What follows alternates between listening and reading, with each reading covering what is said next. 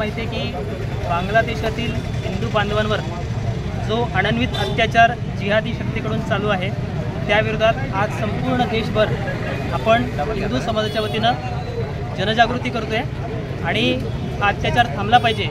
जागतिक पातळीवरती मानवाधिकाराचं हनन या निमित्तानं होतं आहे आणि या सगळ्या अन्यायाला वाचा फोडण्यासाठी आजच्या या मोर्चाचं आयोजन आपण केलेलं आहे।